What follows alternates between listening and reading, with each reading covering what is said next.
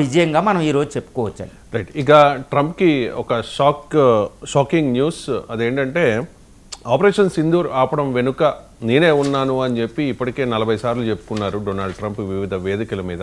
కానీ మొదటి నుంచి కూడా భారత్ ఖండిస్తూనే వచ్చింది. రీసెంట్గా పాకిస్తాన్ ఈ విషయాన్ని ఖండించింది. ఆపరేషన్ సింధూర్ ఆగడం వెనుక అమెరికా జోక్యం లేదు, థర్డ్ పార్టీ ఇన్వాల్వ్మెంట్ లేదు, ఇది ద్వైపాక్షిక నిర్ణయం మాత్రమే అని చెప్పేసి. ఎంజీ రావు గారు, ఎందుకు ఇంత లేట్గా పాకిస్తాన్ స్పందించింది? అసలు ఏం జరిగింది? పాకిస్తాన్ విదేశాంగ శాఖ మంత్రి మహమ్మద్ ఇజాక్ దార్ ఆయన ఏం చెప్పారంటే నిన్నటికి నిన్న అసలు ఆపరేషన్ సింధూర్ ఆగడం వెనకాల అమెరికా జోక్యం లేదు అని పాకిస్తాన్ చాలా చల్లగా చెప్పేసింది. అంటే ఇప్పటివరకు నోరు తెరవలేదు పాకిస్తాన్, ఇప్పుడే ఎందుకు నోరు తెరిచింది? ఆపరేషన్ సింధూర్లో అమెరికా చాలా కీలక పాత్ర పోషించిందని అసీం మునీర్ మాట్లాడారు. ఓకే, పాకిస్తాన్ ప్రధాని మాట్లాడారు. దీని విధంగా ట్రంప్ని కాకాబట్టారు వాళ్ళు.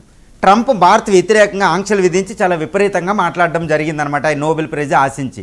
కానీ ఇప్పుడు పాకిస్తానే విదేశాంగ శాఖ మంత్రి చెప్తున్నారు ఇషాక్ దారు, అసలు అమెరికా పాత్ర జోక్యం లేదు, ఇది ఇండియా పాకిస్తాన్ మాట్లాడుకునే ఇది చేశాయి. దీనికి అనుకూలంగా ఆయన చాలా విషయాలు చెప్పారు. ఏదేంటి, అమెరికా విదేశాంగ శాఖ మంత్రి మార్క్ రూబో ఫోన్ చేసినప్పుడు ఇండియా ఒప్పుకోవడం లేదు, జోక్యానికి ఒప్పుకోవడం మా పాత్ర మీరే మాట్లాడుకోవాలని చెప్పారు అని కూడా ఆయన చెప్తున్నారు.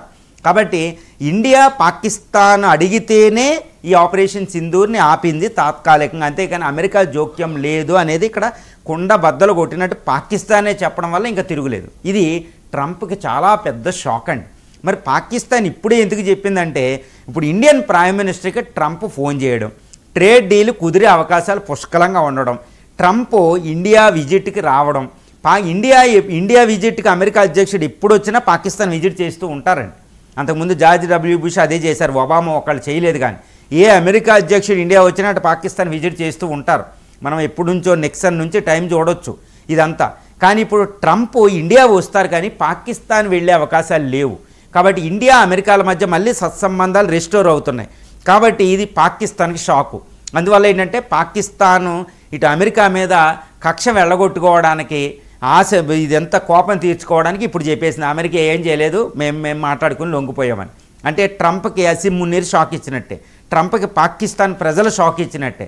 మరి ఇప్పుడు ట్రంప్ ఏం చేస్తారంటే పాకిస్తాన్ పక్కన పెడతారు. ఎందుకంటే పాకిస్తాన్ అవసరం అమెరికాకి ఇష్టం లేదు, ఏమీ అవసరం లేదు, ఏదో అక్కడ మొత్తం అంతా అయిపోయింది. ఇప్పుడు ఇండియాతో సత్సంబంధాలు అనేది అమెరికా ఆధిపత్యానికి అత్యవసరం. ప్రపంచంలో యుద్ధాలను ఆపాలంటే ఇండియన్ ప్రైమ్ మినిస్టర్ మోడీతో సత్సంబంధాలు ఇక ట్రంప్కి చాలా అత్యవసరం.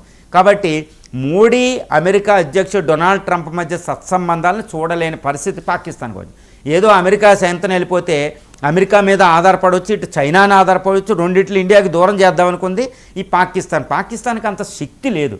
ఇప్పుడు చైనాతో సంబంధాలు పోయినాయి, ఇటు అమెరికాతోనూ సంబంధాలు పోయినాయి. ఎందుకంటే అమెరికా దగ్గరికి వెళ్ళడం వల్ల చైనా కూడా కోపంగా ఉంది, చైనాతో ఎక్కువ అంటకాగడం వల్ల అమెరికాతో కోపంగా ఉంది. సో ఇండియా అనేది ఇప్పుడు చైనాతోనూ అమెరికాతో రెండిట్లతో సత్సంబంధాలు పెంపొందించుకుంటుంది.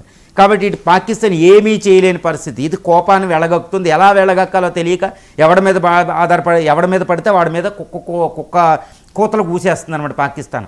ఇది ఏమైనప్పటికీ ఆపరేషన్ సింధూర్లో ఇండియా విన్ అయ్యింది. ఆపరేషన్ సింధూర్లో ఎవరి బయట జోక్యం లేకుండా ఇండియా ఇది ద్వైపాక్షిక అంశంగా ఇది యుద్ధాన్ని ఆపింది. ఇది Indian foreign policy Simla agreement 1972 ప్రకారం ఇండియా మోడీ అమెరికా జోక్యాన్ని అంగీకరించలేదు అనేది ఈరోజు స్పష్టంగా మనకి తెలిసిపోతుంది. రైట్. ఇక ఆపరేషన్ సింధూర్లో భాగంగా